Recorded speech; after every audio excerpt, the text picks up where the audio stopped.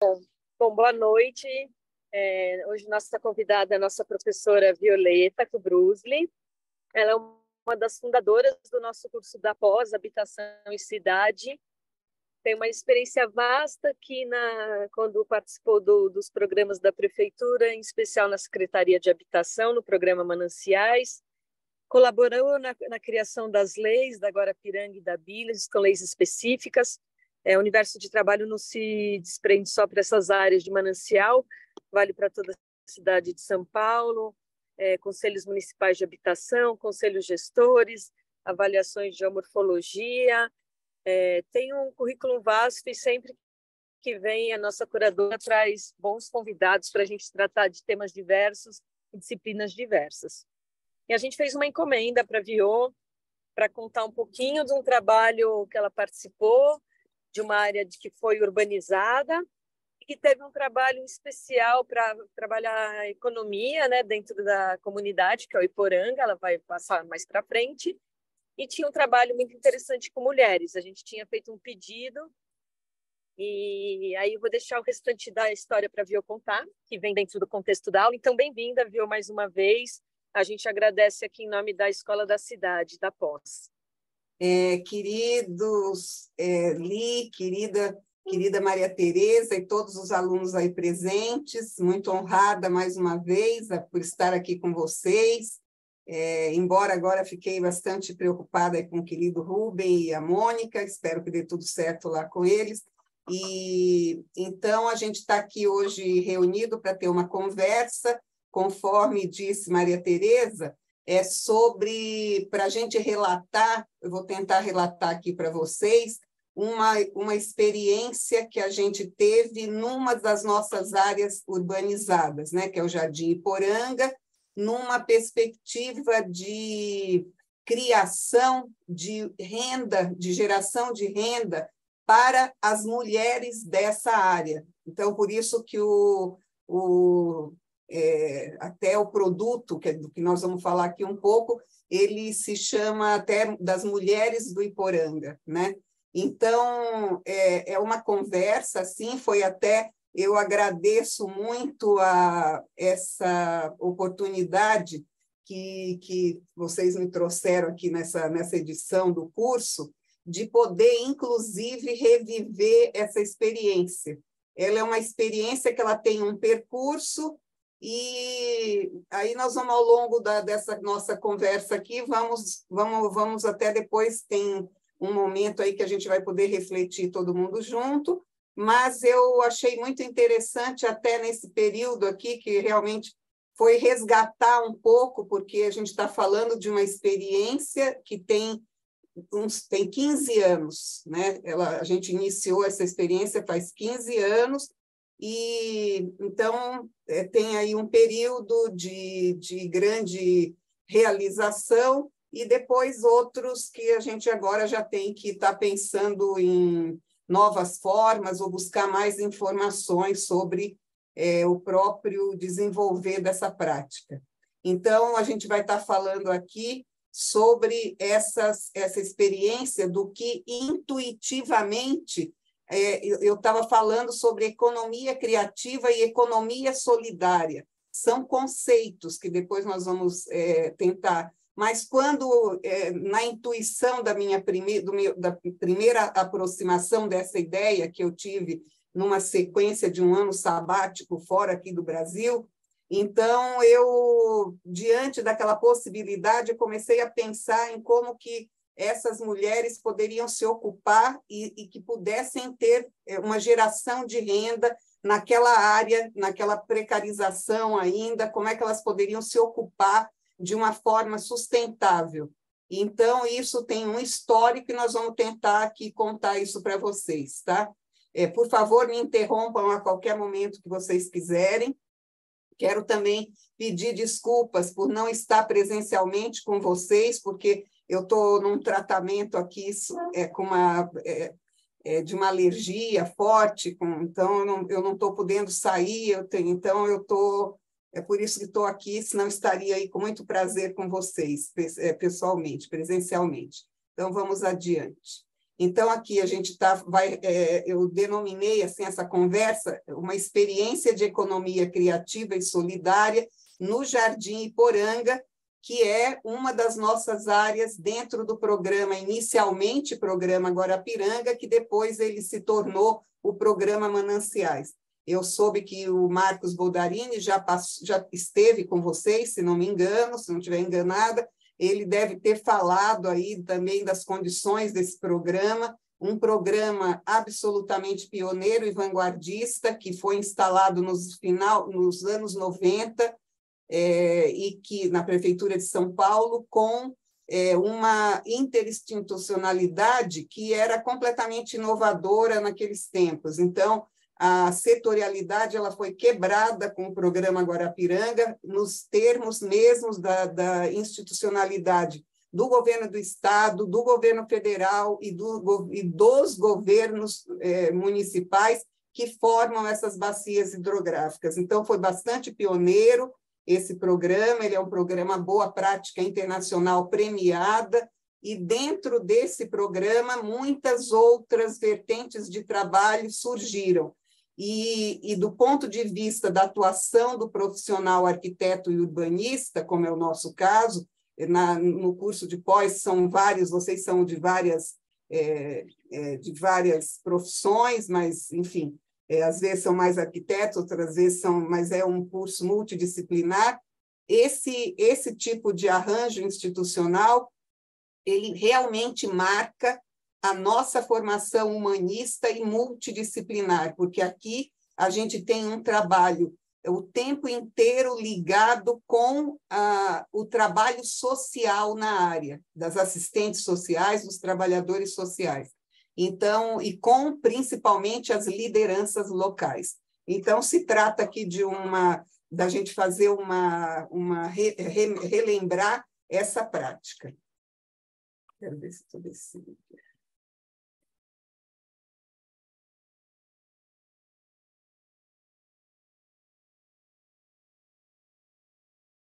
Nossa, eu queria mudar de tela, não estou conseguindo. Só um minuto. Mudou. Aqui é só para a gente fazer uma aproximação geográfica entre onde é que a gente está localizado, para os que não conhecem, né? Então, a gente está aqui mostrando a nossa região metropolitana, as duas represas, né? A Guarapiranga e a Billings, e uma divisão aí da região metropolitana com os 39 municípios que a formam, e aqui a Baixada Santista, né? Então, a gente tem essa primeira aproximação. Aqui a gente tem só para ir se aproximando da nossa condição geomorfológica, né, com o limite do município, e aqui vocês podem ver eu movendo aqui o cursor, vocês estão vendo?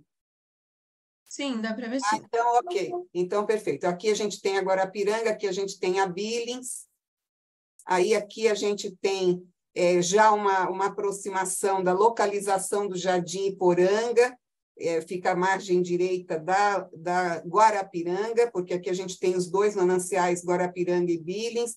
Hoje eu estou fazendo um highlight para esses dois mananciais, porque a gente tem até um trabalho agora em sequência, que vai ser a revisão da legislação específica desses dois mananciais. Tá?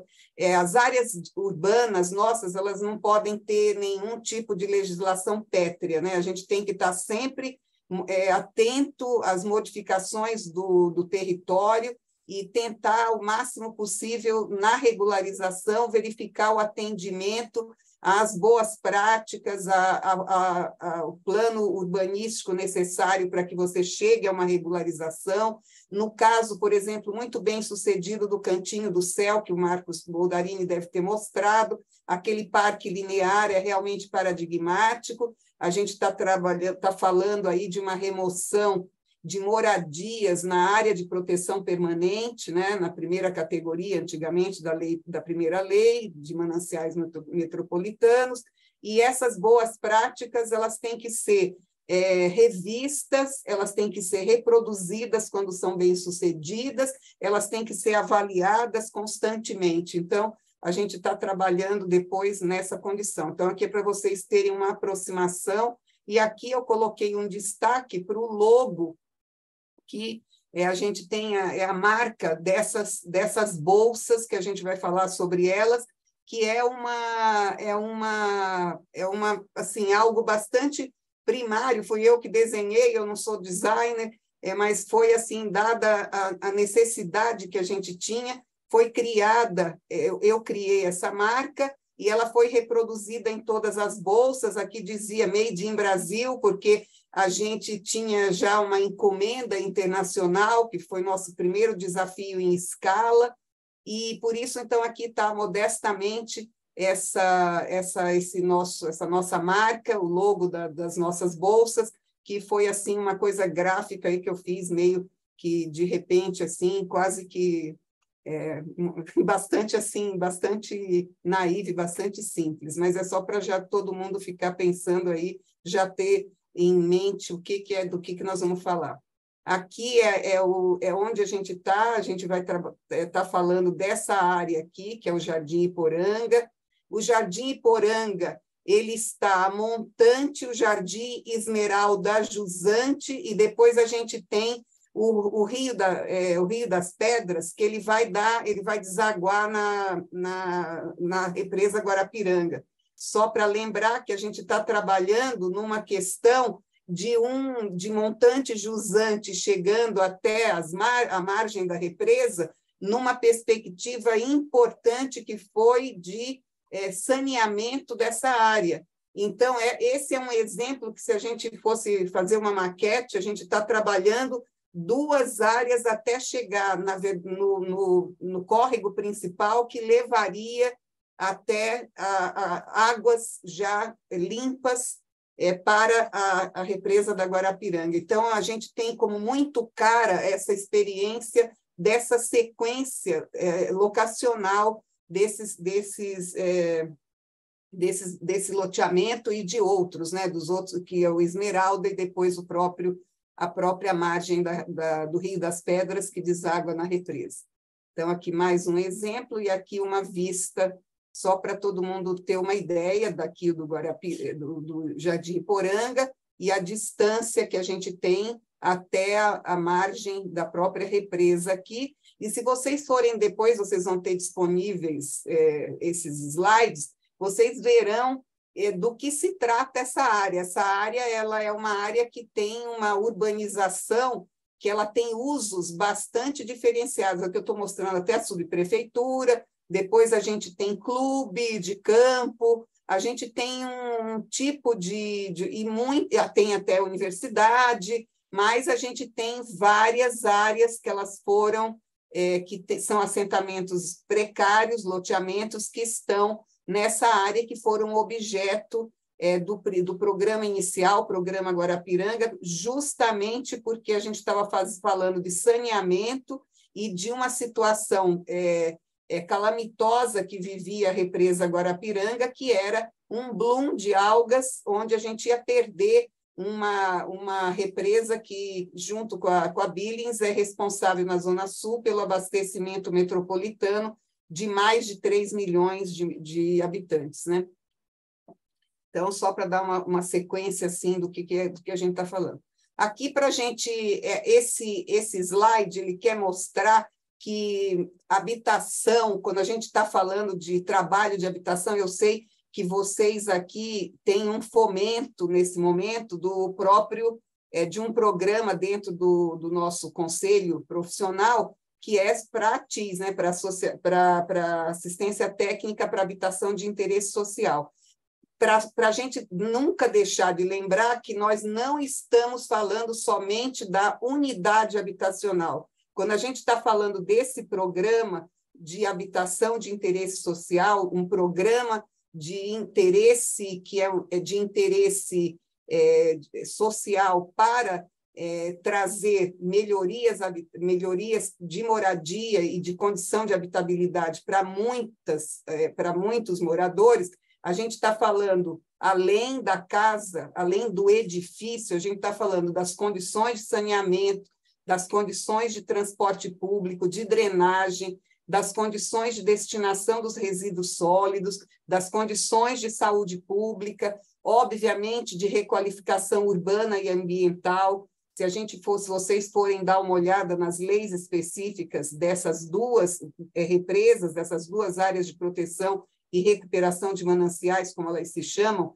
que a sigla é APRM, a gente vai ver uma figura de um instrumento de urbanização importante que se chama PRIS, um Programa de Recuperação de Interesse Social. É muito importante a gente ter isso em mente, porque se trata da gente construir uma ação programática específica para as áreas onde é necessária a intervenção. Então, é muito importante, não se trata de fazer nem anistia geral, nem tirar todo mundo, não é nada disso, é a gente entender do que se trata essa ocupação e como ela poderia ser melhorada e as condições de habitabilidade, saneamento e saúde pública, elas serem trazidas a essas áreas, né?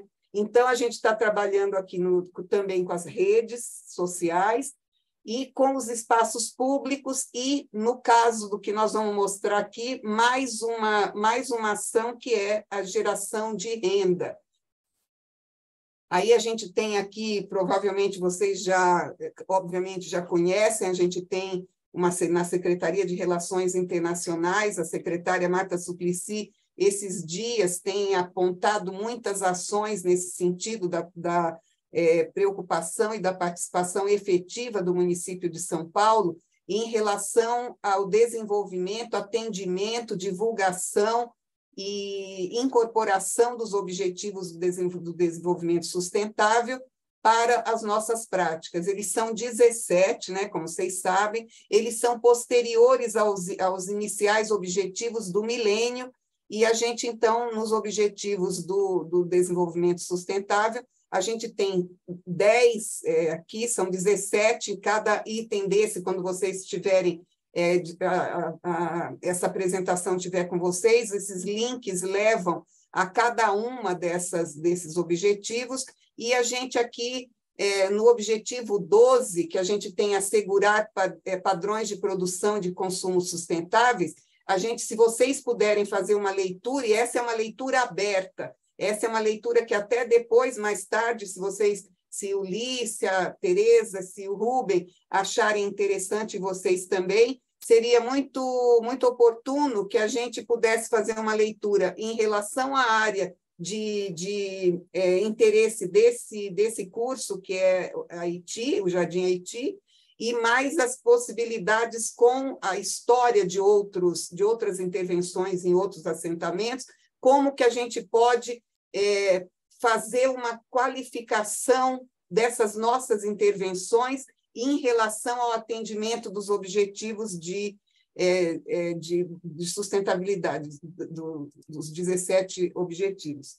Então, a gente está dentro do programa Guarapiranga, né, que é o primeiro grande programa integrado metropolitano, que trouxe uma preocupação importante sobre, como eu já falei anteriormente, sobre saneamento, porque a gente tinha quase uma perda total da represa Guarapiranga por um bloom de algas azuis, e a gente ia perder esse devido às condições totalmente de insegurança do saneamento, de questões de saúde pública mesmo. Então, esse programa foi criado, é um programa integrado, e que ele tinha como desenho a própria bacia da Guarapiranga, da represa, né?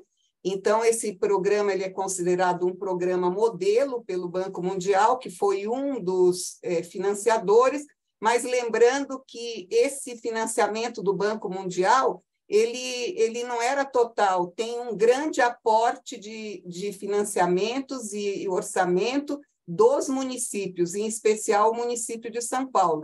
Então, a gente reconhece aqui uma prática absolutamente paradigmática, vanguardista nessa realização, e a gente está falando de algo que já tem 3 décadas. Então, depois, o programa Guarapiranga ele se tornou Programa Mananciais, porque aí ele incorporou outras áreas de proteção e recuperação de mananciais, como a Billings, e, nesse caso, dos Mananciais Sul, e outros mananciais da região metropolitana, como Alto Cantareira, e outras áreas que a gente tem, de outras APRMs, que elas estão ligadas a uma nova legislação de mananciais, né? Então, como não é objeto hoje dessa nossa conversa, mas, de qualquer forma, estou sempre à disposição aí de vocês e para falar sobre isso, se em algum momento vocês estiverem interessados. Então, a gente tem aqui que o núcleo do Jardim Iporanga, ele constitui, isso aqui é uma reprodução de um texto da época, desses 15 anos atrás, quando a gente estava descrevendo a área, tá? Então, ele está designado como um núcleo urbanizado, ele é um assentamento que circunscreve uma área de 150 mil metros quadrados, está no distrito da cidade Dutra, na subprefeitura da Capela do Socorro, na zona sul do município.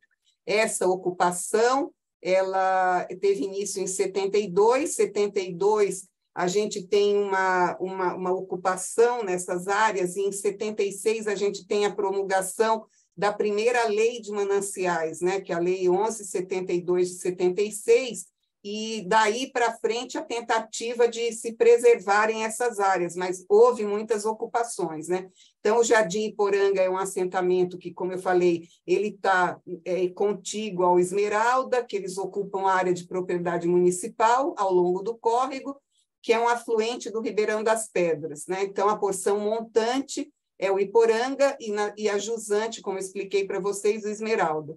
Essa região integra uma bacia, que é de drenagem da margem direita da represa Guarapiranga, dentro da área de proteção de mananciais da região metropolitana, e, como falei, é responsável por parte do abastecimento metropolitano, e o comprometimento dessas águas no início dos 90, que levou a um aumento de custos de tratamento, e o próprio potencial de abastecimento estava comprometido. Esse histórico e as problemáticas ligadas a essa ocupação, elas seguem um roteiro que é o do clássico das ocupações irregulares, tem um mix de quadro legal, né, baseado na proibição, na falta de fiscalização, na infraestrutura insuficiente e na ocupação por população de baixos recursos, né, de baixos salários, e outras faltas de alternativas habitacionais.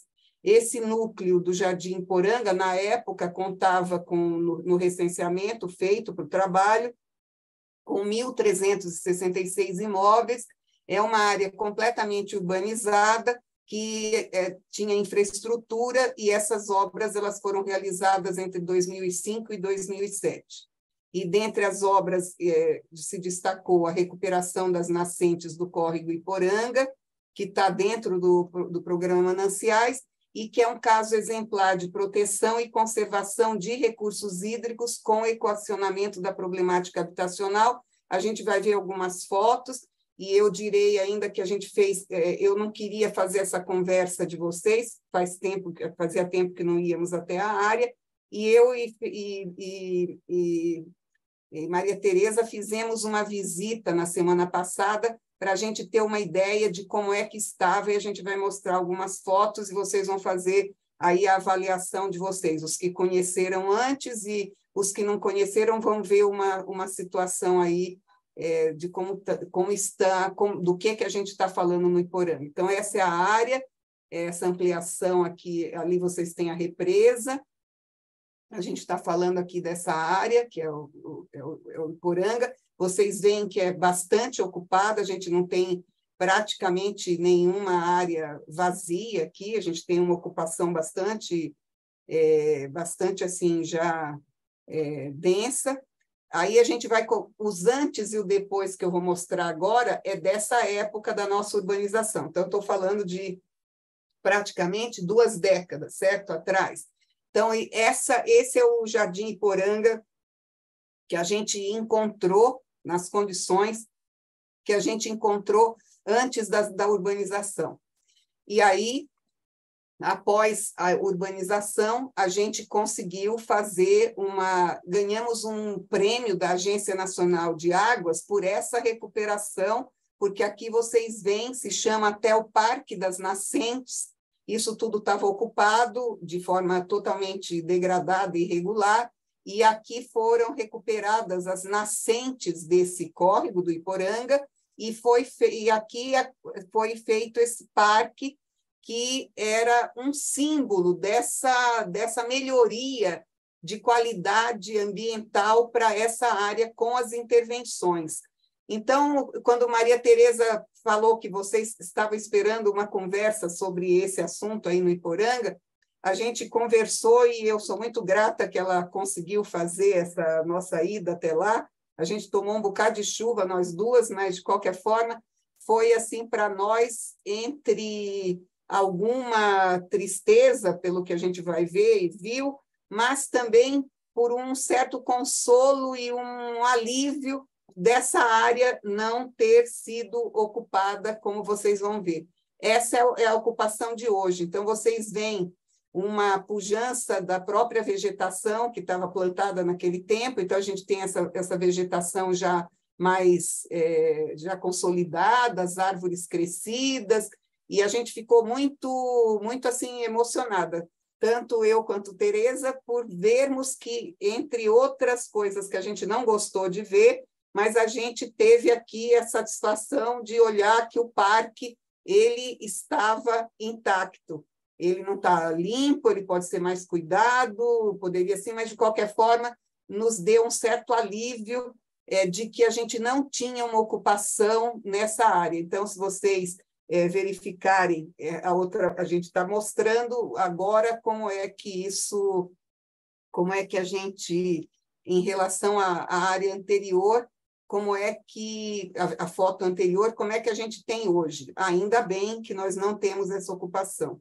Aqui uma vista um pouco mais, a gente está num aclive, só para vocês terem uma ideia aqui de como que isso a gente está olhando. Depois, mais algumas vistas, são então fotos do dia 31 de maio da semana passada, com muita chuva, que a gente estava lá debaixo de chuva mesmo, mas a gente fez questão de dar uma olhada. Aí a gente gostaria que vocês notassem esse adensamento que está acontecendo em relação a esse casario existente, né? Então, mas, por outro lado, também a gente gostaria de que vocês vissem que o partido de projeto aqui, nessa urbanização, não foi o enterramento, não foi a canalização do córrego, era deixá-lo à mostra.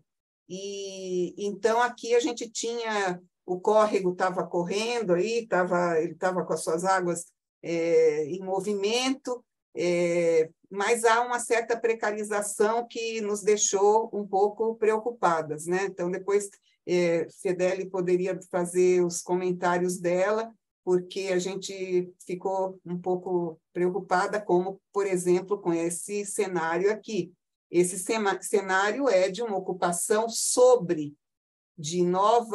vejam só, fazer uma ponte vecchio aqui, né? Então, assim, você tem essa ocupação de novas unidades sobre o córrego, completamente irregular, e é importante que a gente tenha feito esse registro, porque é importante que a gente tenha são áreas que elas têm é uma vida própria, né? Assim, a ida até lá, dificilmente a gente vai fazer uma ida em relação ao dia a dia do trabalho ou da escola. A gente está todo mundo para assim, acima a gente desce 100 metros até chegar na Guarapiranga. Eu faço questão fazia, né? Porque eu estou aposentada agora. Mas, de qualquer forma, eu fazia muita questão de levar visitantes, fossem brasileiros ou estrangeiros, ou mesmo daqui de São Paulo, jamais pelas marginais. Sempre a gente fazia todo o percurso, desde do centro da cidade, do Martinelli, até a gente chegar nas cotas das represas, com toda a possibilidade de reconhecimento do que chamaria nosso saudoso Aziz Absaber dos morros, dos morretes e vales encaixados, que é a nossa morfologia, que é a nossa, como se constitui esse perfil paulistano, né? A gente desce 100 metros, por exemplo, nos Países Baixos, na Holanda, eles nem sabem o que é. O ponto mais alto da Holanda tem 70 metros. Então, só para a gente entender do que a gente está falando. Quem cruza o Tietê e vai para a Zona Norte, a gente tem situações íngremes, muito mais acentuadas até do que a gente tem aqui quando vai para os mananciais, mas a gente tem muitas situações de morretes e os vales encaixados, como chamava nosso querido e saudoso professor Aziz Absaber. O que a gente notou lá nessa nossa visita foram muitos pontos como esse que a gente encontrou lá nessa área, que é a área do Iporanga, várias áreas de comércio e delivery.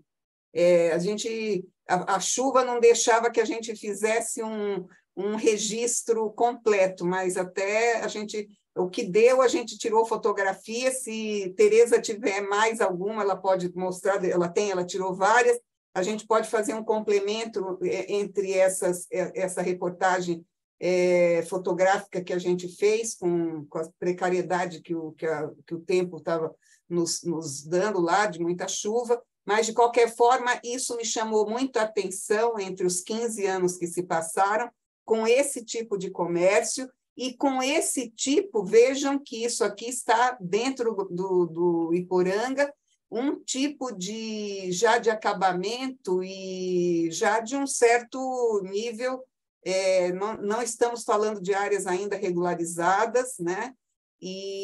Mas vejam que tem aí um padrão, assim como esse é um padrão que parece se elevar ao padrão clássico de falta de revestimento, o padrão clássico da habitação de assentamento precário. Nós também vimos, como eu já mostrei, aquele nonsense total de fazer várias casas sobre o córrego. Então, essa visita, eu agradeço muito, Tereza Fedeli, por ter promovido essa possibilidade da gente ter ido à área e recuperado um pouco da nossa memória de trabalho de campo e verificado as condições atuais. Vocês estão vendo aquela toda paramentada, né? E a gente tomando muita chuva. Então, essas áreas a gente tentou fazer um registro, mas aí até perdemos um pouco a conta dessas ocorrências de comércios com essa natureza. Nos tempos iniciais, a gente não tinha.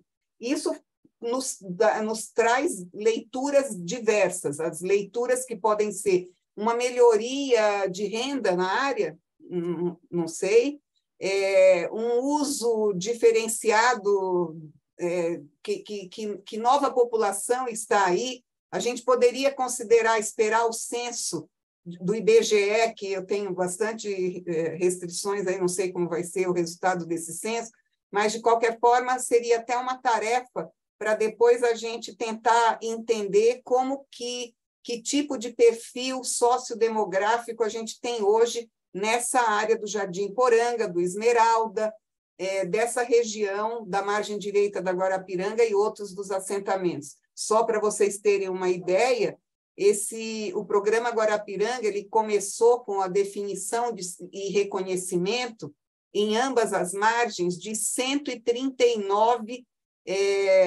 assentamentos precários que seriam alvo das ações do programa.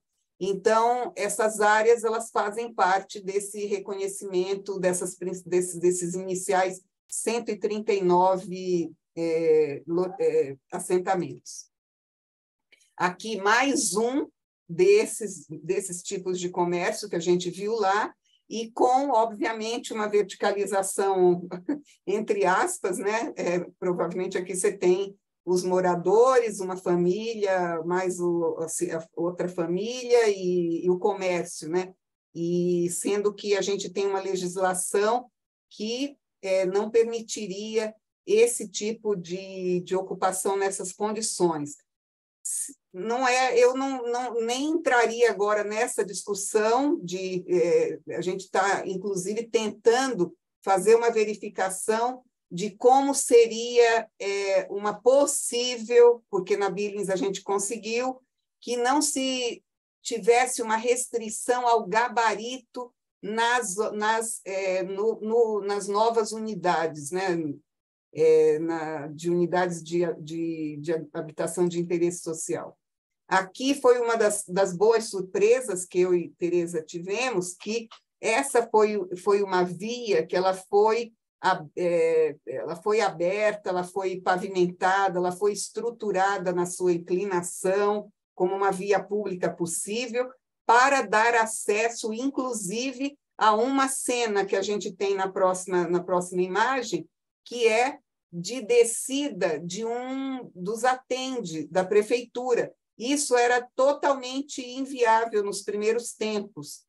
E, só para vocês terem uma ideia, a principal liderança desse assentamento, do Jardim Iporanga, que se chama Sandra, a Sandra, ela não mora mais aqui, ela saiu mas ela era uma liderança tão importante aí, ela é uma mulher forte, muito assim valorosa, destemida, ela carregava as pessoas para saírem daí do próprio loteamento do Iporanga para serem atendidas por uma ambulância, porque não havia nenhuma forma de acesso anteriormente à urbanização. Então, nós tivemos aí foi uma sincronia da gente poder ver que a rua estava nas condições não precárias, estão bem as condições de pavimentação, e a gente até viu o acesso de um atende indo buscar um morador aí nas condições que a gente verificou em loco, né? E aí a gente vem para o tema do que seria essa nossa conversa de hoje, a pedido de Maria Tereza, do Li, do Rubem.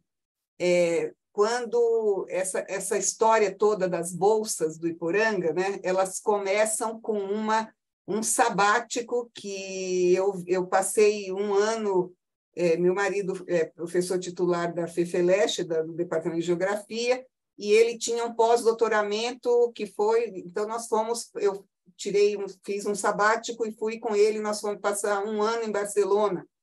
E nesse ano em Barcelona, muitas coisas, Barcelona tem muitos atrativos do ponto de vista da própria recuperação dela como uma cidade modelo em relação ao depois dos Jogos Olímpicos, eu conheci antes e depois, então eu sei como teve realmente essa recuperação, e aí eu descobri lá uma bolsa, uma empresa que chamava, porque eu acho que não está mais funcionando, IUCA Barcelona. E essa IUCA Barcelona, ela confeccionava bolsas a partir de banners, numa experiência, então nós estamos falando de uma experiência de quase 20 anos atrás, né? Em 2006, são 15 anos atrás, essa experiência até está marcado aqui, a minha banner da minha bolsa, ela era de 2005, que eles estavam fazendo essas reciclagens. Então, a gente está falando de praticamente 20 anos atrás, e até um pouco mais, porque já existia a IUCA, e eles aqui mostrando como eles faziam a recuperação de banners, fazendo bolsas com estilo, com design, e mostrando um aproveitamento bastante criativo de bolsas, né? Então, aqui, esse slide, ele mostra a inspiração de que a hora que eu vi isso, eu criei eu fiquei pensando em como poderia aplicar e criar uma prática aqui nos nossos assentamentos, e pensei logo no Iporanga, por conta da própria coesão dessa liderança com suas lideradas, e por uma vivência que a gente tinha de quando a gente estava em trabalho na área, como era comum a gente verificar a quantidade de mulheres que ficavam ali, o tempo delas ali, parecia que o tempo não passava, não tinham atividade, não estavam empregadas, ficavam ali meio sem muita coisa para fazer, aquilo dava uma certa agonia na gente, a gente queria que elas tivessem uma atuação, tivessem uma geração de renda para que todas essas melhorias na área pudessem ser um ciclo virtuoso, né? Então, aí, quando eu olhei essa bolsa, eu fiquei pensando, puxa, poderíamos fazer algo parecido lá no Jardim Iporanga, e tem tanto banner, joga-se tanta coisa fora. Comecei a pensar numa coisa de uma repetição dessa prática aqui em São Paulo. Só que aí eu recebi uma boa surpresa durante o sabático, que eu chamo de sabático catalão, né? Foi editada a Lei Cidade Limpa, em 2006.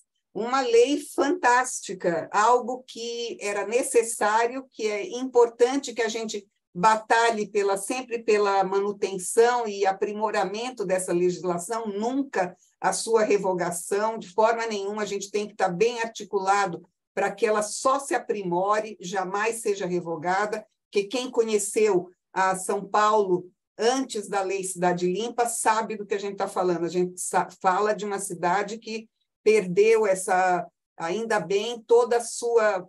Ela deixou de estar fechada na sua estrutura urbanística e de projeto e de recuperação dos bens históricos e de patrimônio, com uma legislação específica que se chama a Lei da Cidade Limpa, né? Então, eu tive essa surpresa. Foi editada essa lei. Aí eu falei, pronto, agora eu vou ter que ter uma estratégia diferente para coletar o material que vai ser originado para fazer. Isso tudo estava na minha cabeça, porque, óbvio, eu ainda não tinha falado com ninguém, eu estava só pensando em montar um projeto.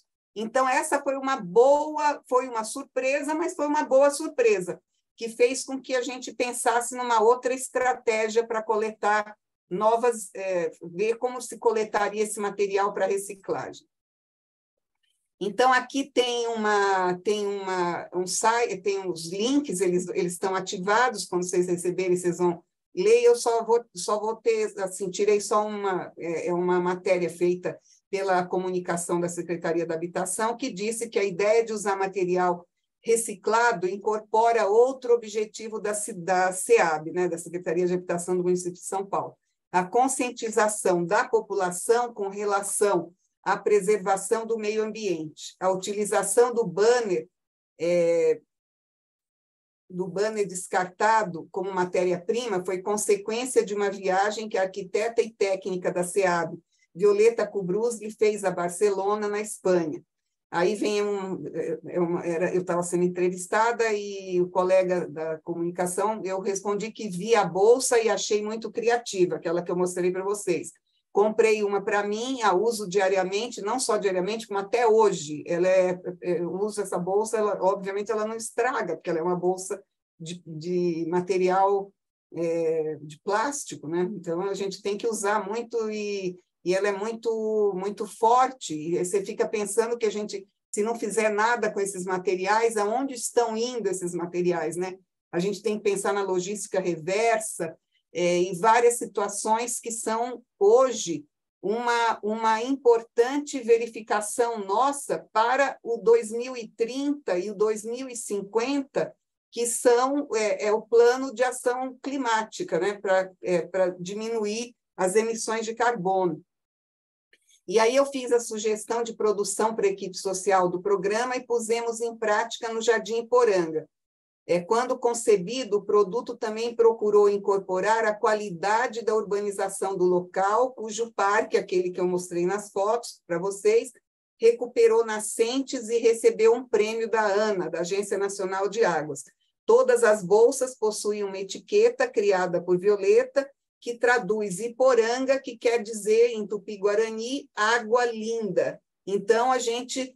aí tinha até aquela utopia, né? A gente quer que as águas se recuperem, então tinha uma coisa simbólica nesse nosso trabalho.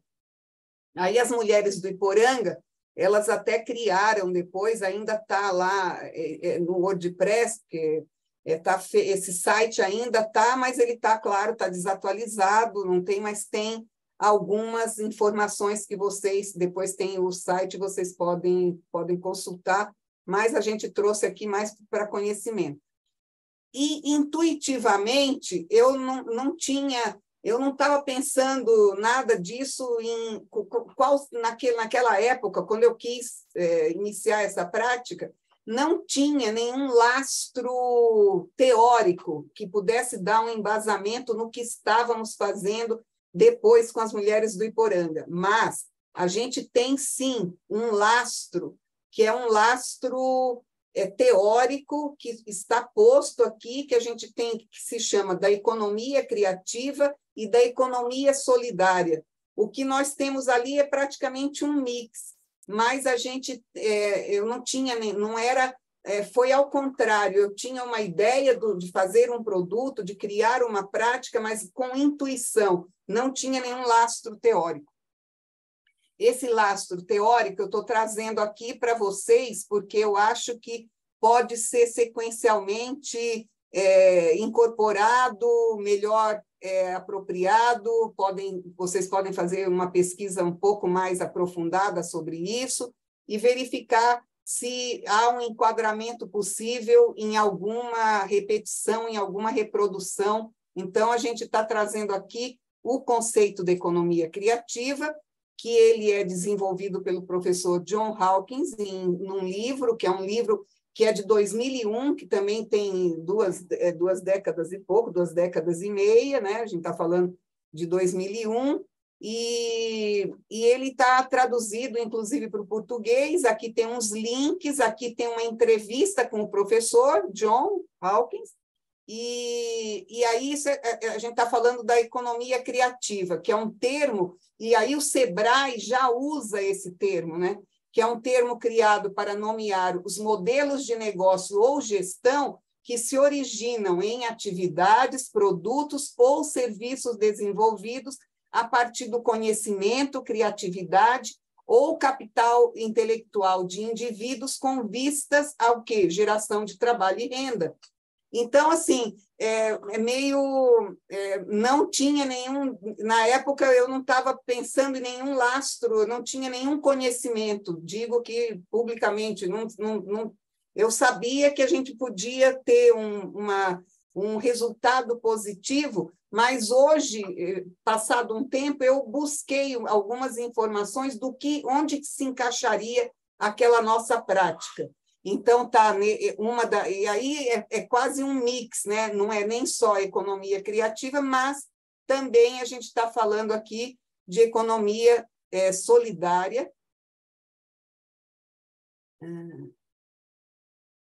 Deixa eu buscar aqui, que agora perdi tudo.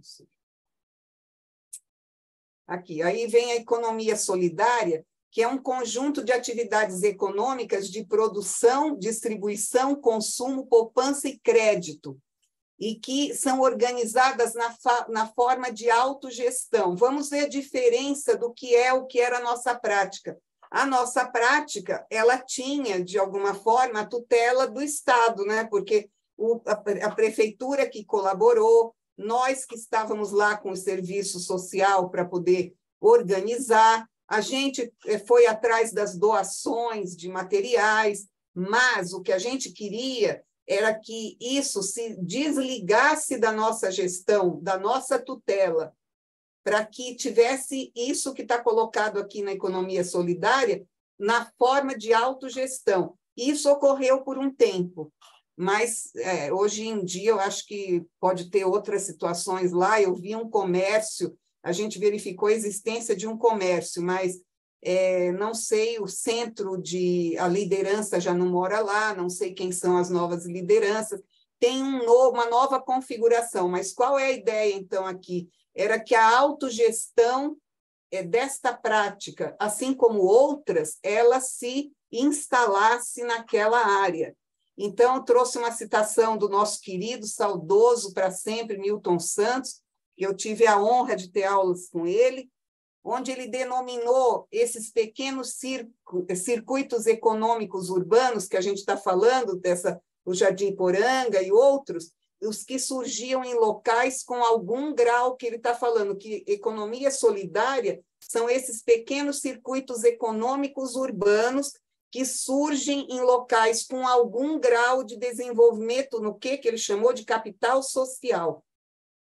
Então, para fazer essa lembrança, eu quis trazer, então, esses dois conceitos de economia criativa e economia solidária e colocar aqui essas possibilidades de vocês desenvolverem alguma pesquisa, se tiverem interesse, em dar mais, se aprofundarem mais do ponto de vista teórico nesses temas, né? Aí aqui nós vamos mostrar algumas fotos da própria elaboração dessas bolsas, né?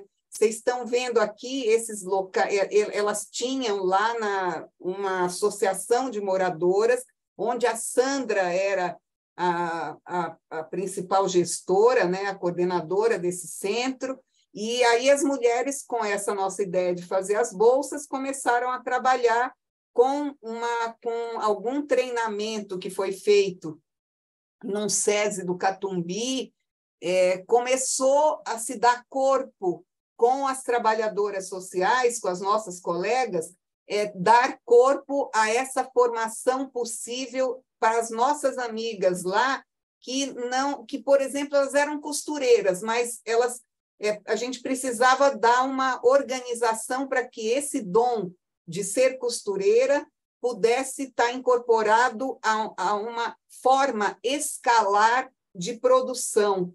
E isso que a gente tentou fazer nessa experiência aí no Iporanga. Então, vocês estão vendo aí, virava quase que era um ateliê, estavam com um ateliê. Aí a gente trouxe colegas, começaram... Aí a gente recebeu, depois vou mostrar para vocês, por que vocês estão vendo aqui? Vocês estão vendo chita, porque a gente recebeu uma encomenda internacional, depois vou detalhar, onde essa encomenda deixou todo mundo bastante preocupado, todo mundo não, eu especialmente, porque era um desafio enorme. A gente recebeu uma encomenda de 1.000 bolsas para um evento internacional da CITES Alliance, que é das Nações Unidas, do Habitat das Nações Unidas.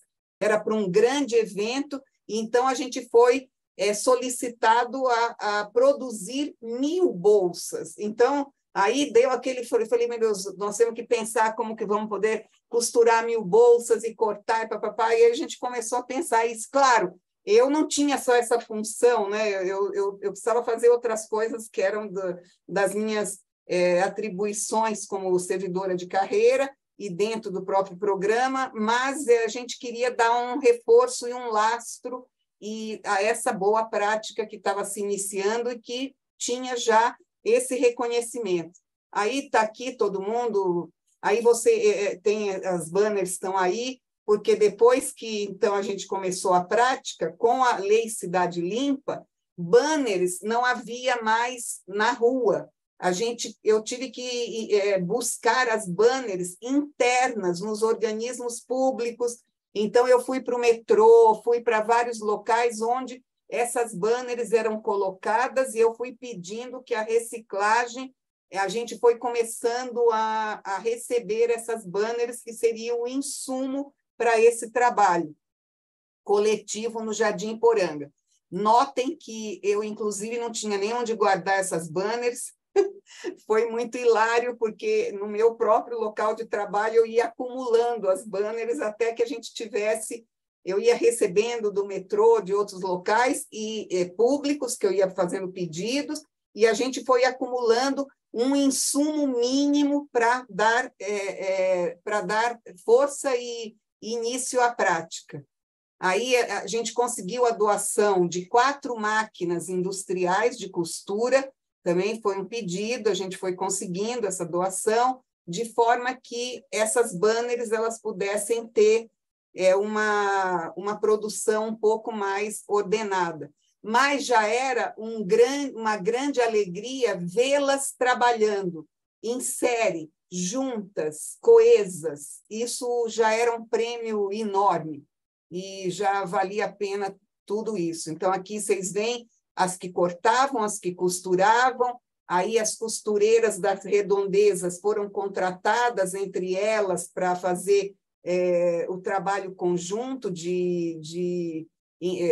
assim, de próprio treinamento, e a gente eu fiquei muito até emocionada de coletar essas imagens, porque a gente está falando de 15 anos atrás, né? Então, eu acho super importante, queria louvar essa iniciativa da Escola da Cidade de fazer a recuperação dessas práticas, porque nós, arquitetos e urbanistas, nossa função ela é bem ampliada, né? Ela é como o slide que mostra, a habitação é muito mais do que somente o projeto do edifício, é muito mais do que isso, é a nossa prática humanista, social, de agregação e de colaboração para que situações de melhoria para grupos possa acontecer dentro de um espírito de coesão social. Então, foi bastante emocionante buscar essas fotos das amigas aqui. Continuando aqui, mais aqui, e aí, então, esse projeto, dentro do próprio site delas, elas falam que o projeto foi feito por uma equipe da Secretaria de Habitação e que se deu a partir da iniciativa de 12 mulheres do Jardim Iporanga, mães de família, que buscavam uma alternativa para geração de renda.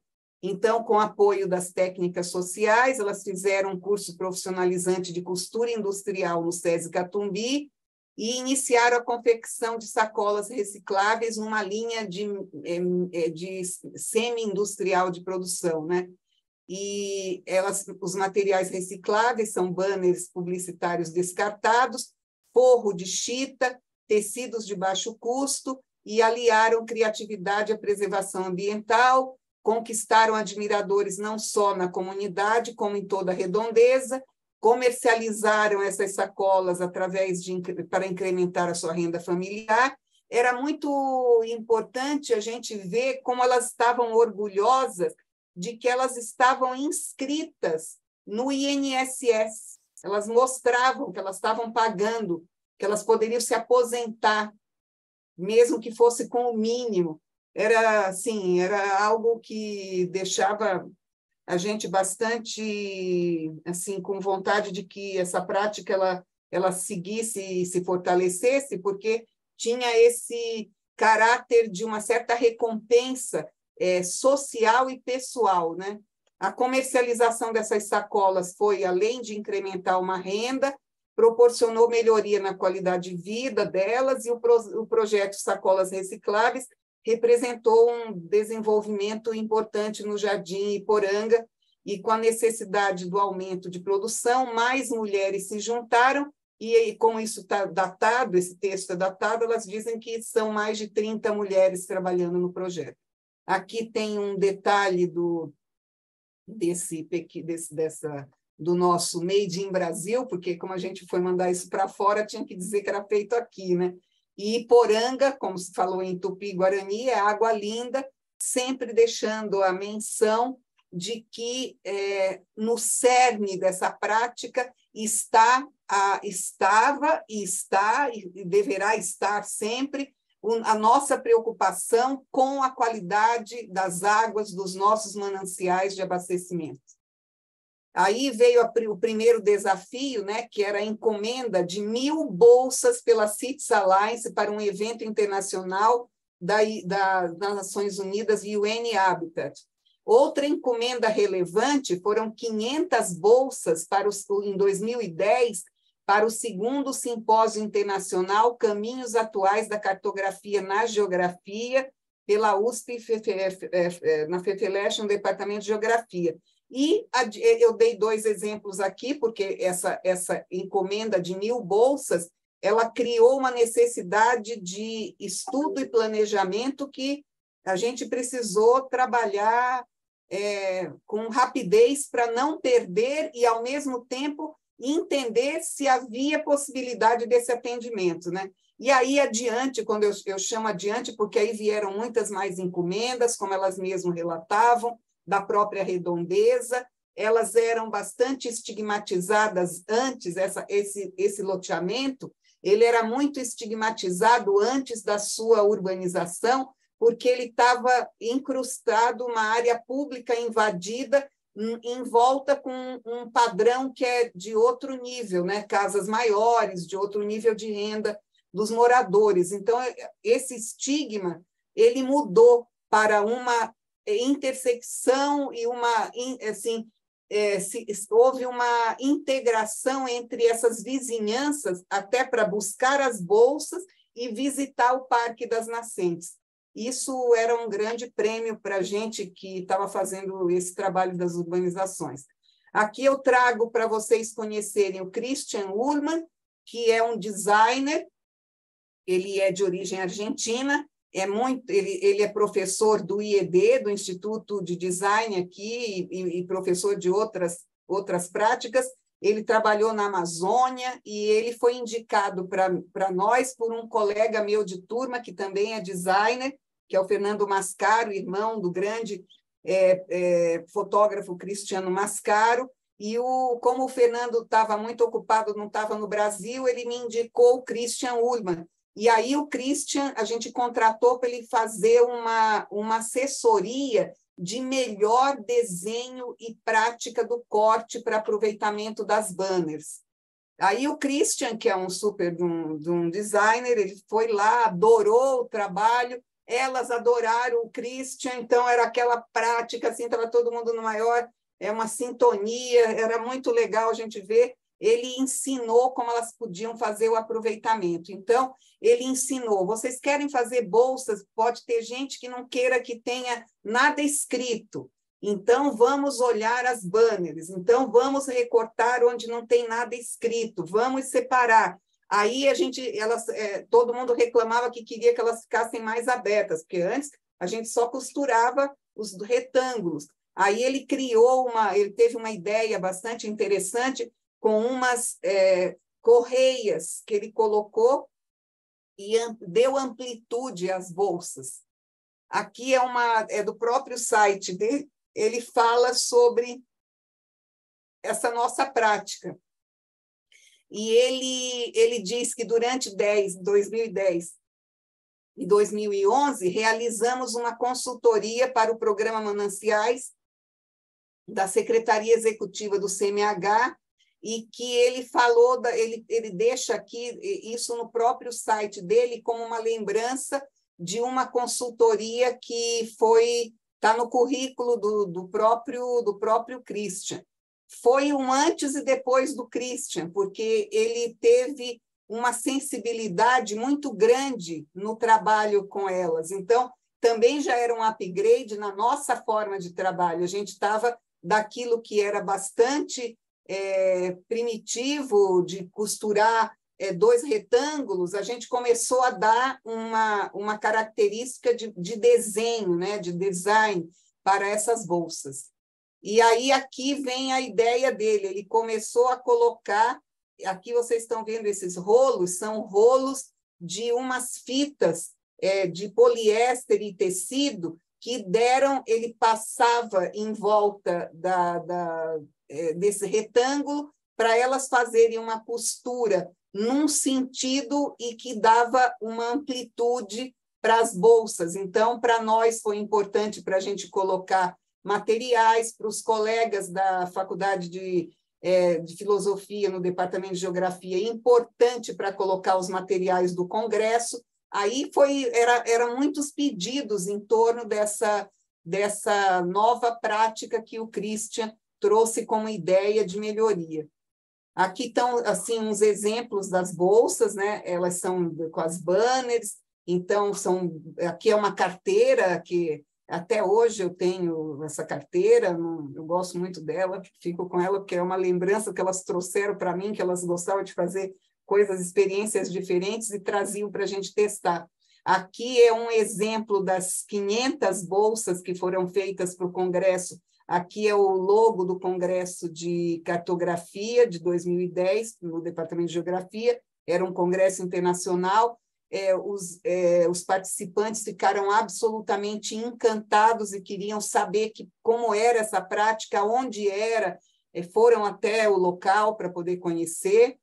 E aqui foi um modelo que a Cities Alliance pediu usando chita por fora e dentro a banner. Então, essas bolsas, quando você abre, aqui tem uma faixa que é de pedaço de banner, mas elas usaram o tecido da chita, que é como foi feita a encomenda, para mostrar um tecido abrasileirado, mais tropical, mais colorido. Essa foi a ideia uma parte dessas 1000 bolsas para a Cities Alliance, elas usavam chita na sua confecção.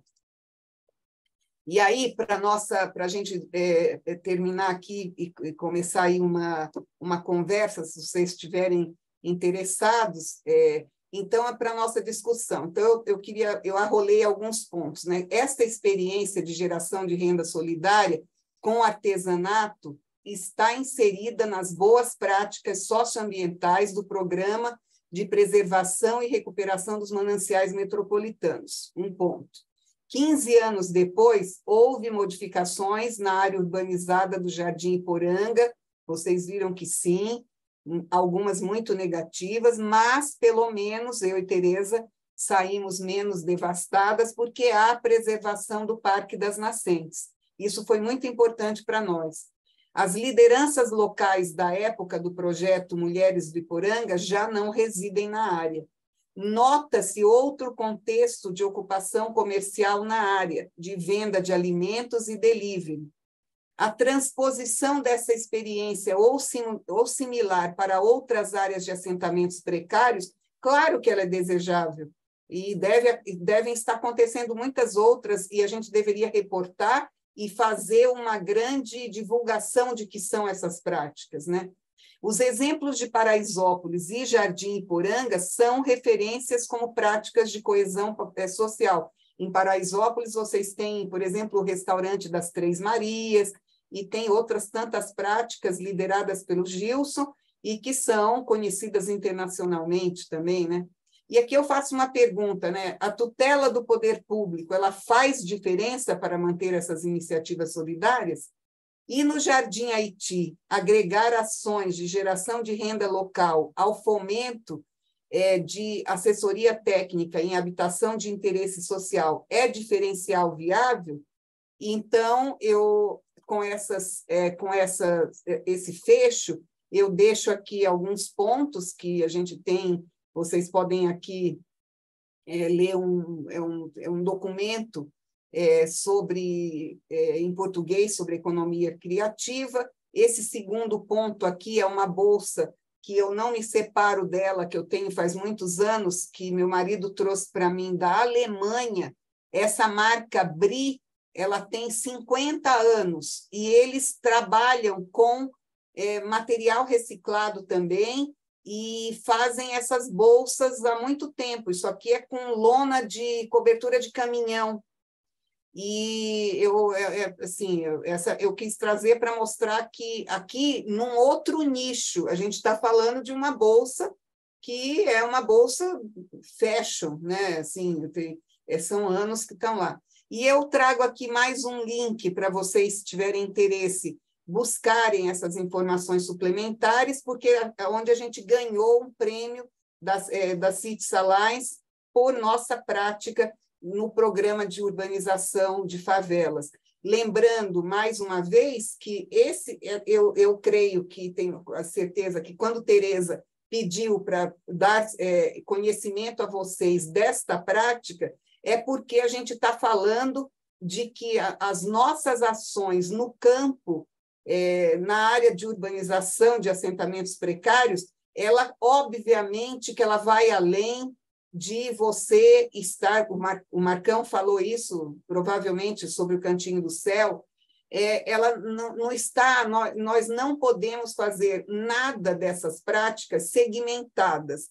Elas têm que estar com o conhecimento e total participação da comunidade local, como era o caso dessa prática, com a participação ativíssima da Sandra, da Adriana, Enfim, é um exemplo de quantas vertentes há quando a gente está fazendo um programa de urbanização de assentamentos precários. Agradeço a atenção de vocês e estou à disposição aí, se vocês quiserem bater papo. Muito obrigada, viu? Obrigada pela belíssima aula e de todo esse resgate, né, de um trabalho começado aí há anos atrás, e a gente, nessa vistoria, retornar e poder verificar o que é positivo, o que perpetuou, o que foi alterado, né, nas construções novas. Você tem toda a razão, a vistoria é fundamental. E eu te agradeço muito, porque sem a vistoria, esse quadro ficaria muito descolado.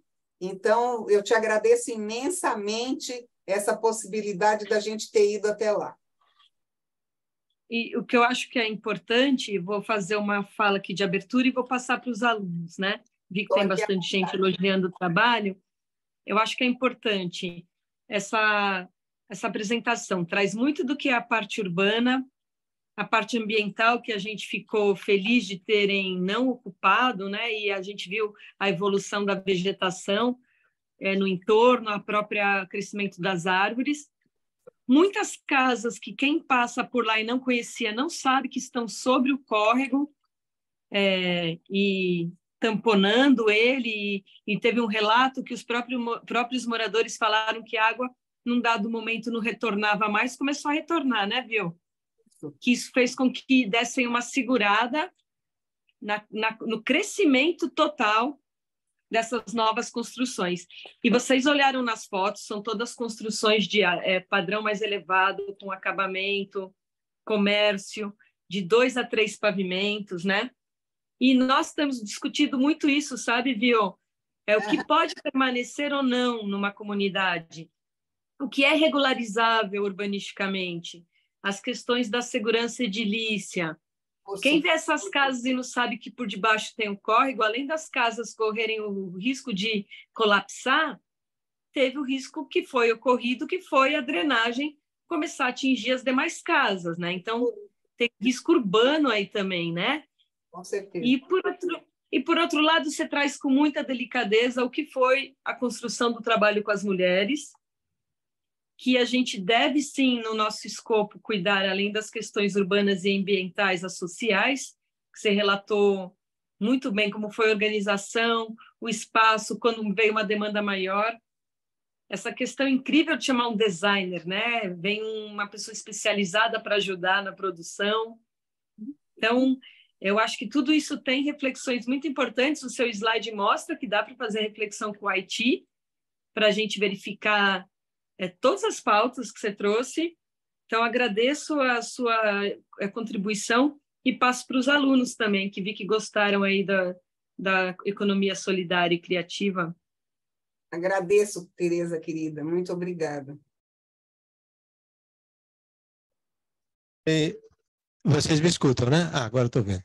Oi, então, também vou deixar aqui para os colegas aqui, para os estudantes falarem, mas queria também agradecer, foi muito bom rever esse material, acho que primeira vez que eu vejo ele, assim, um foco mais fechado nele, né? A gente sempre conversou, assim, entre outras ações, né? Ele, enfim, eram pinceladas, então foi muito legal esse mergulho ali no Jardim Iporanga.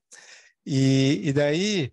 Estava aqui, enquanto você falava, porque agora nós estamos nesse momento aqui com esse grupo, né? Que é um grupo que a gente tem entendido como, né, é um grupo de assistência técnica em habitação e interesse social aqui, de 40, né? E em treinamento e, ao mesmo tempo, já em prática. Né? E aí, neste momento, agora, com você, que vem, Beth, né, semana que vem, se tudo der certo, a Diniz, a gente estava com esse momento, entendendo que ia ser um pouco visões a partir de quem teve uma presença importante ou quem tem uma presença importante no poder público, né? Quer dizer, como se fosse uma aproximação a partir do poder público da questão, né? E aí foi interessante porque eu estava vendo a sua exposição E primeiro, quer dizer, incrível, né, como a gente tinha várias camadas de planos aí, né? Então, o primeiro programa Guarapiranga, depois Mananciais, então várias camadas e daí de repente chega numa vamos dizer assim, numa construção, né, que tinha a questão ambiental, que era a questão do abastecimento, mas que depois foi, enfim, obviamente, porque não tinha como não fazer isso, quer dizer, incorporando a questão social, a questão de como lidar com as ocupações ali, com os bairros. Então, mas é interessante porque ali existia já esse programa, recursos destinados, uma mobilização de pessoal, né?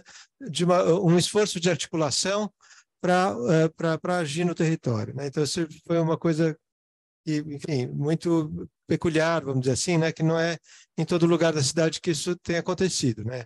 Ali mesmo onde estamos, em que pese seja ali, né? Margem do Tamanduateí, um rio importantíssimo, né? Enfim, então, mas não existe essa mesma articulação, né, de programas mais marcados, né? Quer dizer, já teve o esforço de uma operação urbana, né, abaixo do Tamanduateí, mas essa não emplaca tanto, enfim, enfim, tem essa diferença de intensidade, vamos dizer assim, né? Dali do que aconteceu do que tem acontecido nos mananciais, né? Mas daí o que achei curioso também, que era um pouco, na medida que você ia relatando, eu comecei a perceber que tinha uma ação meio de ONG assim rolando a partir da prefeitura, né? A partir do poder público. Você ali, assim, né? Enfim, tendo uma intuição, provavelmente eu era uma ONG, né? Você era uma ONG. Você era uma ONG, e o curioso é que era uma ONG dentro do poder público, né? Então, eu achei engraçado. Não conheço muito também ações desse tipo, e eu acho que, e até a sua pergunta era um pouco essa, né? É desejável, não sei o quê, mas seria interessante que dentro do poder público tivesse um pouco um estímulo a esse tipo de vibração, tipo ONG, né? Não me parece que tem muito espaço para isso, assim, de saída, né? Acho que é uma coisa que vai da pessoa, vai da sensibilidade, ou talvez até do período. Nem sei se hoje a coisa é mais difícil do que teria sido há 20 anos, há 15 anos. Enfim, fiquei com vontade de te cutucar com isso, né? Essa coisa de ter sido meio ONG, e o que você acha hoje, né? Porque eu nem sei se as costureiras elas já trabalhavam juntas, ou elas começaram a trabalhar juntas a partir da sua ação. Então, foi uma ação meio de ONG mesmo. Mas, enfim, te cutucar aí, já vamos ouvir os outros também, os colegas. Tá bom.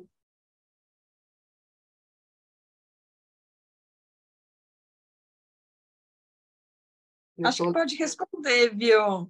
Eu estou lendo aqui, estou vendo aqui no chat, agradeço a Camila, Maria Tereza, Camila, a Elane e mais todo mundo que está colocando aqui, porque que consideraram esse trabalho um trabalho assim relevante, e esse relato ele ajudou, inclusive agora passados 15 anos, praticamente, como disse Li, foi uma oportunidade com esse pedido que vocês me fizeram de ordenar e fazer aí escavar um pouco, né? Onde que estavam todos como é que estava essa situação, e com a vistoria que a gente fez, porque eu falei para a Tereza que era fundamental para a gente contar essa história, se desde o começo ela sabe que eu pedi muito para a gente organizar a agenda dela, é uma agenda louca, o dia dela tem 48 horas, então a gente não sei. Então, aí eu falava, nós vamos ter que ir na área. E nós pegamos uma chuva danada, mas a gente foi, porque era importante a gente sentir qual é a mudança urbana, de onde esse tipo de relato que a gente está fazendo, ele demonstra claramente que os instrumentos que a gente tem disponíveis para fazer interferência e atuação no espaço, eles têm que estar flexíveis o suficiente para a gente utilizá-los. Você falou assim, o Lita, você está falando, eu funcionei como uma ONG mesmo, embora a gente tinha é assim, eu fui buscar um designer, aí quem financiou o designer? Nós. A gente tinha gerenciamento para esse trabalho, era uma função importante, eu queria que aquilo desse um salto em qualidade, porque eu estava bastante atemorizada, embora muito contente com a enorme encomenda que a gente tinha recebido, fazer 1000 bolsas num prazo exíguo, sem condições ainda de uma semi-industrialização. Então, com isso tudo, isso era um grande desafio. Ou a gente não aceitava, ou tentava superar com alguma articulação que foi possível graças aos contatos, a uma rede que a gente constrói, mesmo como servidores. É muito ruim quando a gente sente a imagem do servidor público, ela é denegrida, assim, é muito, muito ruim. A gente tem uma rede de colegas que tem quase que vivem da utopia de tornar os lugares melhores. Então, é com essa rede, essa é a nossa ONG.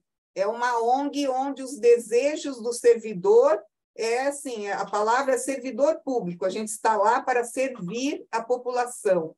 Então, nesse quesito, a gente tem que achar o tempo para ser criativo, para poder dar um atendimento e trabalhar no sentido de que essas ações elas possam ter um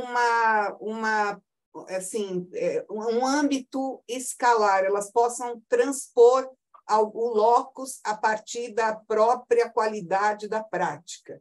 Então, eu digo para você que realmente Beth sempre fala, chega de tanta ideia, mas a gente fica, tem um momento em que você olha e você sente que aquilo poderia, porque você se incomodou com a situação, vê-las numa sala, costurando, trabalhando, serem treinadas com uma organização do tempo delas para além da cozinha, é muito importante, porque elas ficavam o dia inteiro ali, a gente se incomodava de ver aquilo.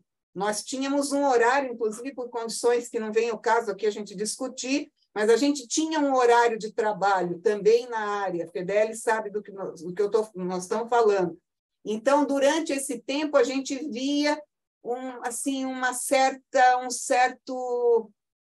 falta de motivação para a vida, e isso não é legal, a gente queria que elas se sentissem motivadas. A gente nem estava ainda numa situação de que era algo...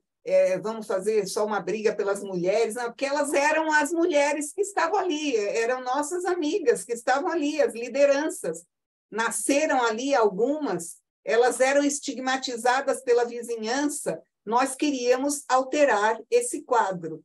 E para alterar esse quadro, a gente tinha que fazer como o nosso querido João Luiz, de uma das nossas construtoras, e nós ficamos tristes, eu e a Tereza, porque ele construiu, inclusive, a casinha de boneca, porque a casinha de boneca era para as crianças brincarem. A gente fez lá uma casinha de boneca.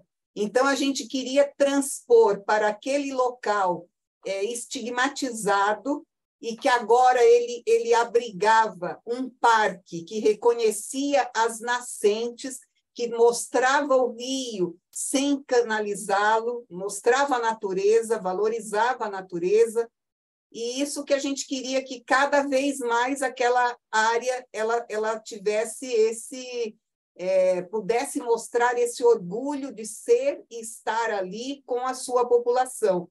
Então, era por isso que a gente se movimentava, no sentido de que isso fosse... pudesse ser, inclusive, reproduzido como boa prática em outras das nossas organizações, das nossas áreas. Ouviu enquanto o Liz se organiza lá com o microfone? Agora voltou. Não, é isso mesmo. Eu fiquei agora ainda com isso na cabeça, né?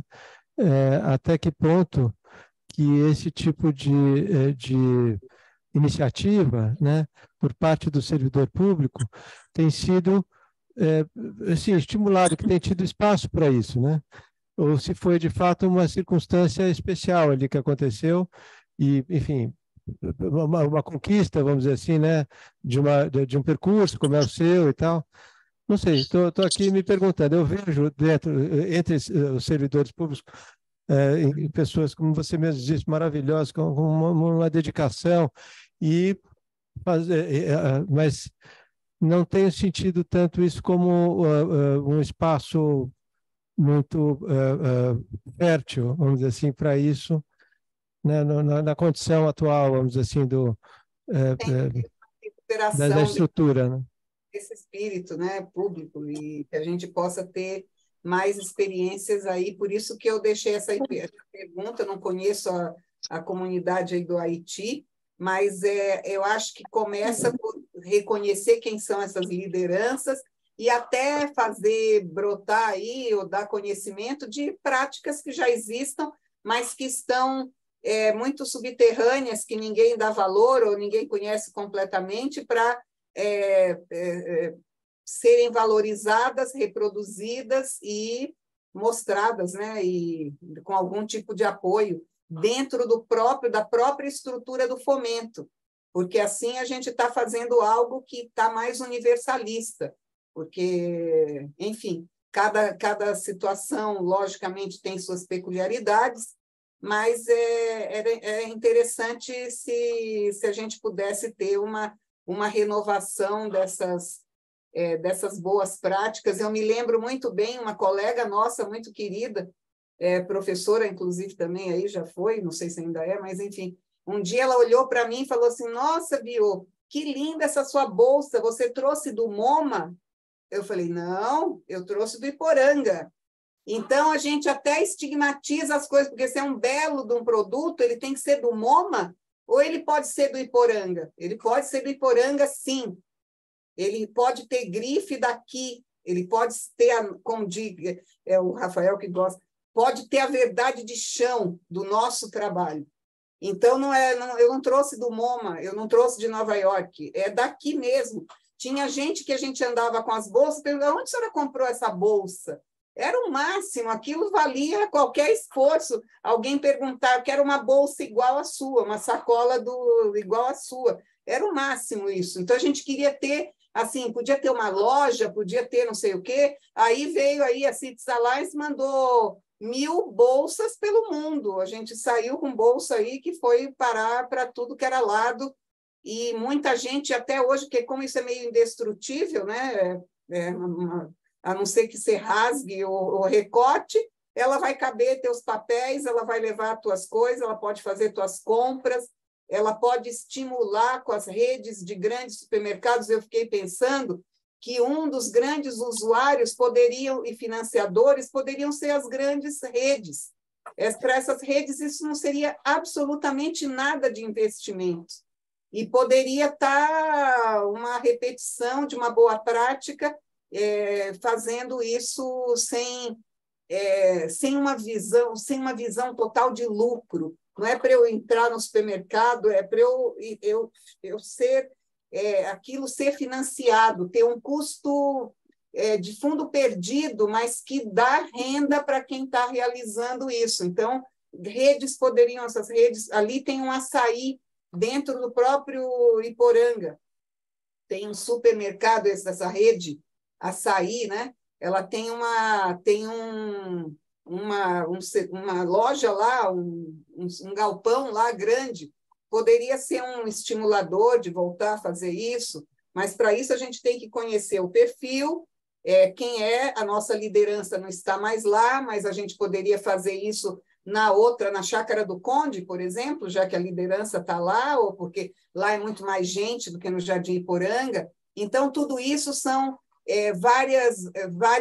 vários inputs que a gente tem que fazer circular nessa equação e a gente entender como é que a gente resolve e faz isso dar certo, como a gente conseguiu fazer no Iporanga.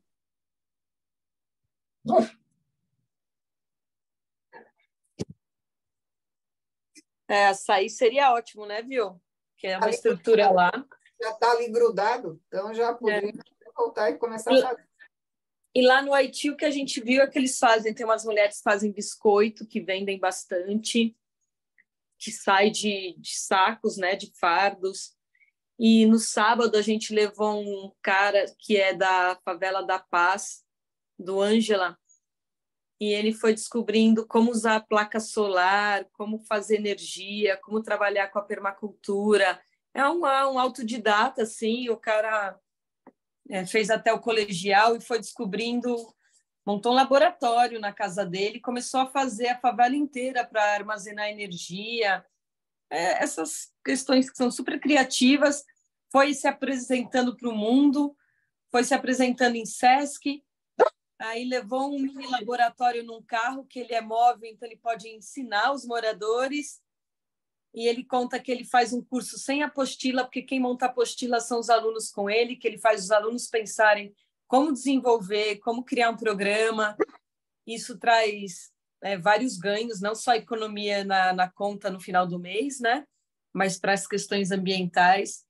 E aí ele contou que ele conseguiu conversar com um professor livre-docente, que ele não sabia nem que era um livre-docente da USP, e conseguiu a chave do laboratório para qualquer experimento que ele queira fazer, né? Então, foi muito legal que sábado a gente teve essa oportunidade em campo, e hoje você, com o olhar, como diz o Li, várias camadas aí de planos, traz de novo essa questão da criatividade, e aí com foco nas mulheres lá do nosso Iporanga. Isso. Da economia solidária e da economia criativa. São situações aí que eu acho que merecem a gente se aprofundar. Como eu disse, foi na intuição que eu bolei esse projeto aí, simplesmente porque eu achava que me incomodava muito a situação de desânimo e desocupação delas ali. Então, mas eu não tinha nenhum aprofundamento nessas disciplinas. E depois, aquilo tudo foi totalmente intuitivo, mas aquilo se encaixava perfeitamente nesse cânone, tanto de uma quanto de outra. E então a gente pode agora fazer o caminho, né, dialético aí. Então acho que é importante. Muito bem. Muito bom. Os alunos têm perguntas? Alô, alô? Oi.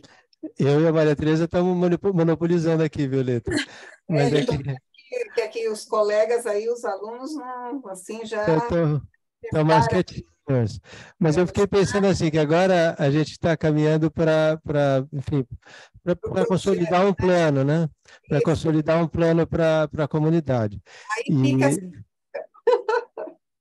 E aí, fiquei pensando isso, quer dizer, aliás, uma fala do Fábio, que é o Fábio Miranda, do Instituto A Favela da Paz, que a Maria Tereza mencionou, e que foi muito curioso que ele trouxe uma questão que a gente nunca tinha tido assim, acesso por conta de N razões.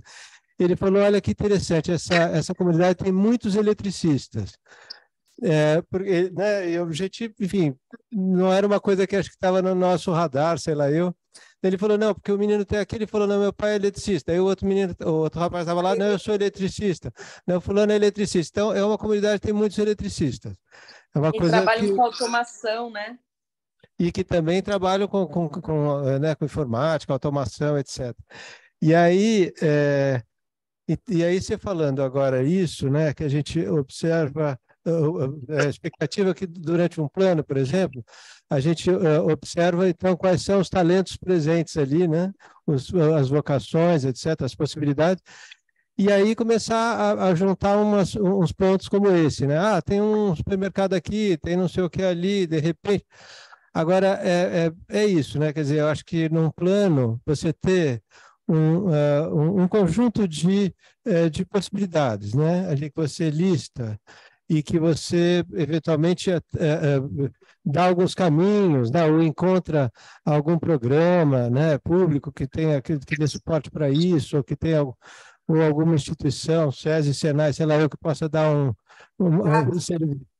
Mas, enfim, até que ponto que a gente, nos planos, para que eles sejam mais efetivos, eles precisam ter, de fato, esses caminhos indicados aí, ou insinuados, né? E aí, volta um pouco a pergunta, mas daí, para fazer essa, vamos dizer assim, esse meio de campo mesmo, né? A pessoa que vai bater na porta do açaí e vai perguntar, quer dizer, essa coisa que é meio uma dinâmica de ONG que você fez, né? Até que ponto que a gente consegue que isso aconteça dentro do próprio servidor público vai fazer isso? É interessante ou enfim, que a própria ONG, as ONGs surgem, acho que quando começa a aparecer esse vácuo mesmo, né? Quando talvez o serviço público não conseguisse dar conta de todas as camadas, sei lá, aí começam a surgir essas instâncias para ocupar uns vácuos desse tipo, né?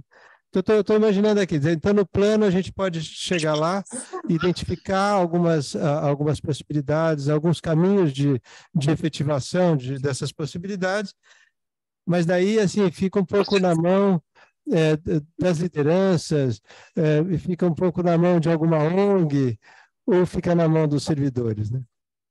Eu acho que cada caso ele vai demandar algum tipo de estudo de como é que você pode fazer essas ligações, né? No caso que aconteceu com a gente, era uma servidora pública com colegas na área de integração. Isso também dentro do próprio serviço público, vamos aqui relevar o fato de que, como esse programa, ele trouxe a interinstitucionalidade e a intersetorialidade, porque também não adiantava nada ser se fosse, não teria acontecido nada disso se não fosse uma ação interinstitucional entre mais de uma secretaria, entre mais de um tipo de profissional dentro dos próprios servidores.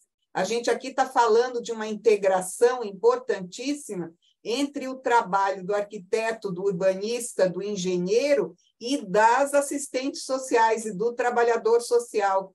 Esse era um trabalho completamente desvalorizado, defasado, não era integrado, então você nem tinha conhecimento desse patrimônio que as colegas tinham desse trabalho de campo com a população. Então, essa integração nem era, não era, ela só é novidade a partir do próprio trabalho integrado entre disciplinas dentro do próprio poder público. E aí o conhecimento desse universo local de lideranças, porque você, para ter um acesso a essas comunidades, por meio de líderes, líderes que vão buscar o Cantinho do Céu é um exemplo típico, cada setor ele era mostrado graficamente com cores a partir de um desejo da população. Isso tudo era trazido dentro do projeto de Marcos Boldarini, do Lucas e dos associados, com uma generosidade de oitiva que não era normal, não era comum. É inovador o trabalho, ouvir a liderança e fazer com que você dê uma resposta para essa liderança, para questões que estão de décadas na demanda, né? Na demanda dessa comunidade, né? Então, você me pergunta aí como é que, assim, onde que isso aí pararia se não tem contato. Eu acho que é mão e contramão, assim, a gente tem que verificar primeiro as condições locais, porque obviamente que a gente teve essa inspiração baseado num conhecimento dessa comunidade e de um desejo de que houvesse uma melhora, né? Que houvesse um turning point ali, que pudessem estar ocupadas, que pudessem se orgulhar de estar fazendo um trabalho criativo e gerador de recursos, né? Então, ali a gente notava que era possível isso acontecer, como em Paraisópolis, tantas boas práticas de apoio da população surgiram e são conhecidas em Paraisópolis, né? Que é uma comunidade, obviamente, é uma mini cidade, né? Então, assim, eu acho que tem a ver com um conhecimento, primeiramente, esse perfil socioeconômico, ambiental desses lugares e dessas pessoas. E depois você tentar aí, assim como eu tive essa ideia aí das banners, poderia ser, sei lá, dentro da gastronomia, que nem você, Tereza, falou dos biscoitos, né? Sei lá, dos biscoitos e mais de, não sei, da gastronomia, da educação, do treinamento, ontem, por exemplo, no dia 5, Dia do Meio Ambiente, a horta da Faculdade de Medicina da USP fez 10 anos. É uma horta comunitária que foi feita na laje da faculdade, perto do Hospital das Clínicas, ali, dentro do prédio da faculdade, da Casa de Arnaldo.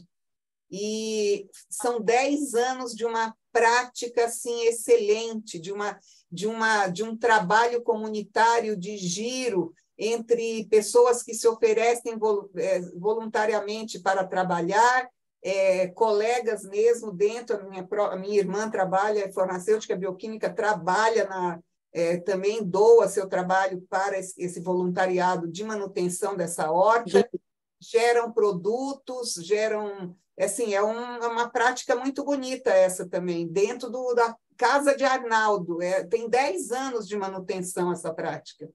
Recursos praticamente zerados, tudo de voluntariado, de doação.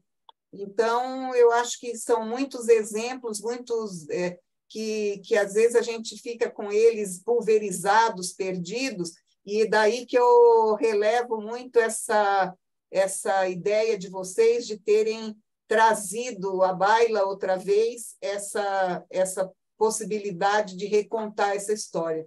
Achei bem legal, parabéns para vocês. Você sabe que a Maria Fernanda, que está aqui também de apoio, você não está vendo ela aqui, está fora do vídeo aqui. Enfim. Eita. Oi, Maria Fernanda. Que ela lembrou que nós fizemos lá um Círculo dos Sonhos, né? Uma escuta, né? Todo mundo falando dos sonhos e tal, e surgiu muito isso de uma forma de gerar renda para as mulheres ali. Nossa. Então, isso foi um sonho explicitado ali na comunidade. E aí você falou também da gastronomia, ela tem muitas cozinheiras também, a gente tem nós sempre temos essa coisa de combinar um almoço que é feito na comunidade, tentando aí com isso mobilizar um pouco a economia local, e ao mesmo tempo a gente almoça ali, é uma troca e tal. Então tem sido interessante. E uma horta também, porque está ali do lado do Linhão. Isso. E você falou da horta, e lá tem já um senhor que já cultiva ali há 8 anos, conhece aquela terra muito bem, outros pequenos cultivos que já foram feitos, tem a presença da Igreja Católica ali, uma irmã que tem esse sonho de fazer uma horta comunitária um pouco num espaço também tudo igual do Linhão, mas enfim, essa coisa da horta junto do Linhão. E agora, por conta de uma visibilidade que está essa comunidade agora, por uma série de razões, o prefeito esteve lá, enfim. E aí surgiu um pessoal desse programa, que é um programa, eu esqueci como é que é, o REPOT, Programa de Operacionalização, uma coisa assim do trabalho, e eles têm uma equipe de apoio para hortas que estejam sendo desenvolvidas, né? E eles vão lá com uns técnicos super legais e tal, e eles estimulam, né? Então, o próprio pessoal que já está trabalhando na horta, eles oferecem um contrato da prefeitura, então as pessoas são contratadas e recebem por 2 anos para trabalhar nessa horta. E quem vai coordenar isso é alguém da comunidade. É um programa bem interessante, assim, e com esse pessoal técnico de fundo muito legal e tal. Mas daí surgiu uma inquietação, dizendo que já aconteceu de algumas hortas em que esse programa, que é um programa maravilhoso, assim, genial, pote, chega, ele sai as hortas se desestruturam, porque não tem essa coisa mais da guerra. E que é um pouco a preocupação que você falou, né? Tipo, como é que a gente faz com que, essa autonomia se mantenha? Tá certo que nem tudo é para sempre, algumas vezes é um coletivo que vai ter uma... É uma fase, pode ser por um momento, mas o que pode não ser mais fazer sacolas e nem bolsas de banners, mas o que é importante que se consolide é exatamente a coesão e as práticas possíveis originárias desta coesão. Então, aquele exemplo lá não vai ser mais fazer costura disso aí, vai ser fazer gastronomia, vai ser... Mas o importante é manter a coesão, porque eu não esqueço de como foi emocionante elas me mostrarem que elas estavam inscritas no INSS para se aposentarem. Veja isso. Então, assim, era quase que assim, um sentimento delas elas estavam premiadas, elas mesmas estavam conseguindo se organizar institucionalmente para um futuro com renda, com alguma renda gerada, né?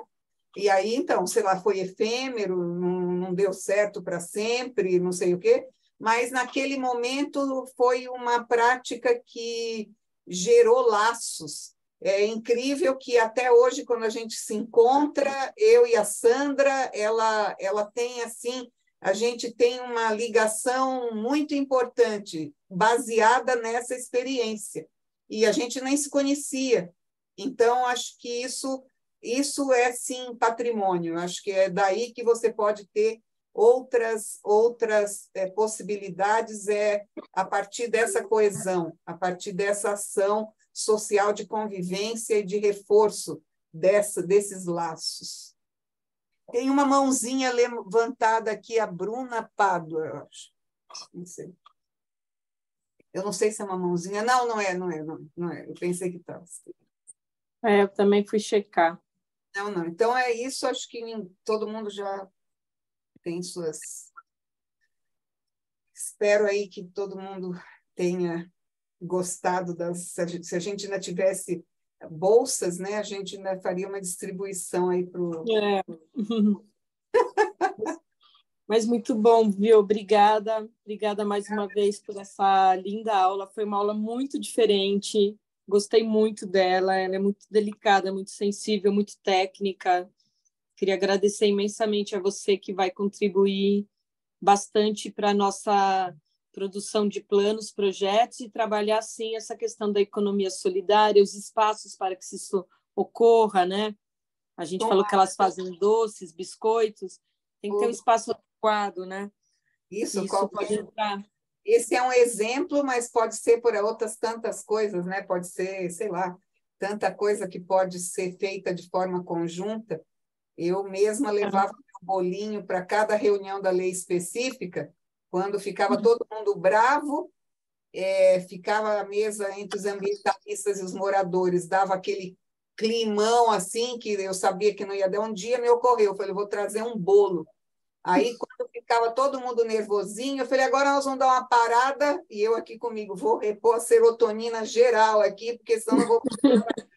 E aí, cada vez eu levava um bolo. Como eu faço bolo sem receita, eu faço da minha cabeça com o que eu tenho na casa, papapá, e eu comecei a todo mundo, ai, viu, que legal esse bolo, cadê a receita? Eu falei, eu vou ter que me organizar, porque eu não tenho receita para o bolo, então eu vou ter que escrever. Então, eu mesma passei a me organizar para o meu bolo serotonina. Quando chegava o ambientalista e os moradores iam brigar, era hora de comer bolo. E aí dava super certo. Então, tem a gastronomia, essa coisa da gastronomia solidária para as crianças, para as crianças que vão para a escola e que precisam dessas refeições e precisam que sejam refeições balanceadas, saudáveis. Então, assim, a conjunção espacial da escola com a horta, com a criatividade da gastronomia, da produção, nada melhor do que você ver a alegria de uma criança que está comendo bem. Então, assim, é isso que carregar todos os seus seus livros e seus caderninhos dentro de uma bolsa que ele mesmo, que a mãe costurou. Isso tem um valor agregado, que é isso que a gente tem que procurar para que essas práticas se fortaleçam. Então, tanto faz fazer um bolo, quanto costurar uma bolsa. O importante é você não ficar com aquela cara de desânimo e tristeza que a gente via, né, Tereza? Todo mundo tristão ali, aquelas senhoras todas maravilhosas, tudo ali parada, ali, esperando o quê? O dia passar, as horas passarem, sentada no meio do Iporanga, do nada, ali, não, tinha que fazer alguma coisa, então vamos fazer, vamos atrás. Então, era isso que a gente buscou fazer, podia ser fazer biscoito, podia fazer bolo serotonina para discussão de lei específica, podia ser qualquer coisa, desde que você agregue essa boa vontade construtiva de melhoria social, de melhoria socioambiental, e era isso que a gente estava buscando naqueles tempos. Muito agradecida de vocês estarem aqui, e sempre à disposição, e podem escrever, tem meu e-mail aí para vocês, e uma outra hora, quem sabe até o final do curso, a gente possa se encontrar de forma... Eu ia já fazer um convite, viu? Vou fazer um convite que a gente vai montar uma exposição, ainda vai estruturar isso para o final do ano. Tá. E como você está fazendo parte desse trabalho, então você já é nossa convidada. Agradeço. Ele vai estar compilando aí as informações ao longo do ano, então você já é convidada, a gente ainda não tem, acho que é para dezembro, vamos verificar o edital do CAU, como isso se manifesta em cronograma, mas já deixa aí reservado para você ir com a gente participar. Estou aqui. Pode deixar, contem comigo e vai ser presencial. Pode deixar que até lá a asma vai melhorar. Sim, e que bom que gravamos a aula. Então, tá bom, eu acho ótimo. Então, Li, um abração para todos vocês aí. Para você também, viu? Eu falei com o Rubem, ele disse que vai te ligar. Estou vendo Elane, estou vendo Williane, estou vendo Carol Camargos, e os demais não estou vendo as carinhas, estou vendo Williane aqui, e a Débora agora, então, e o André. Então, um super abraço para vocês, agradeço a atenção aí de terem me escutado. Eu te mando um beijão, viu? Obrigada, querida. E espero não ter sido, como todo mundo fala, que eu sou muito discursiva e dissertativa, então espero não ter cansado muito vocês, mas foi uma alegria vê-los, e então um abraço muito grande e até breve. Até, viu? Tchau, gente. Obrigadão, hein? Tchau, obrigada. Foi incrível a sua aula. Obrigada, Ilane. Tchau, gente. Obrigada para vocês. Tchau, Li. Tchau, Tereza, querida. Bom descanso.